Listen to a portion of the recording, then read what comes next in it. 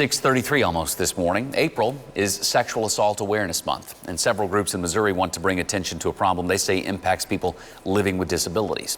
A guide has been developed to help identify problem signs and seeking help. This morning, Brian Madrick taking a closer look at the guide and why it's needed. Brian, we really do feel like we're shining a light on something, or the makers of this guide especially feel that way.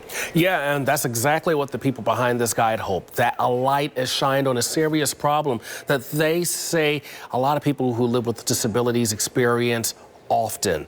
They want to bring this to light so all of you know what to do. Now, this guide was developed by UMKC's Institute for Human Development and the State Developmental Disabilities Council, as well as the Division of Developmental Disabilities. The guide explains 4 types of abuse that you see on your screen right now and what it looks like.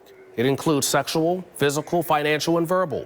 One expert I spoke with, she lives with cerebral palsy and understands how important this topic is. She says the best advice is to pay attention to a person's behavior and to look for changes. If you notice that they're usually smiling every day, but then come in with their head down or not wanting to interact with people, ask them what's going on. Now, the guide also provides an action plan for people to help. So on your screen right now, it includes listening. If you're a mandated reporter, contacting the proper authorities depending on the victim's age. If you're not a mandated reporter, asking the victim if they want to report the abuse. Also explaining the resources that are available for help. And finally, using a safety planning tool to avoid future danger. You know, also in this guide, it also has resources, of course, where you can reach out for help. Taylor? So, Brian, I guess the big question from this is just how big a problem is this among people living with disabilities? Were they able to share with you any kind of rate, how often, who's victimized? What do we know about the level of problem this is? Well, Taylor, the answer in short, it is tough to tell, but there is one report from the Disability and Abuse Project. They say that of the people that they surveyed, 70% report being victims of abuse. Those are all people who are disabled. However, experts I talk to, they tell me it's hard to determine how prevalent this issue really is. The reason? Sometimes the victim is less likely to report the abuse because they're socially isolated and they depend on their abuser.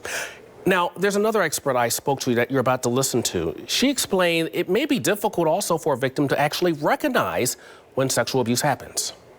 Many people with disabilities may not understand, or they might lack information about healthy sexuality, the types of touching that are appropriate, that are inappropriate. And this can be especially challenging if a person's disability requires someone to touch them to provide care. Now, if you want to take a look at this complete guide, we have it on our website right now, kshb.com. Taylor, back to you. Brian, I think just the thought that there are some surveys that suggest a 70% rate is eye-opening and jaw-dropping for a lot of people. I know it was for me this morning when you reported that. It certainly is, and that's what obviously the people who created this survey, they want. They want everyone to open their eyes and realize this is a big problem that can no longer be ignored. Brian, thank you. We'll be back.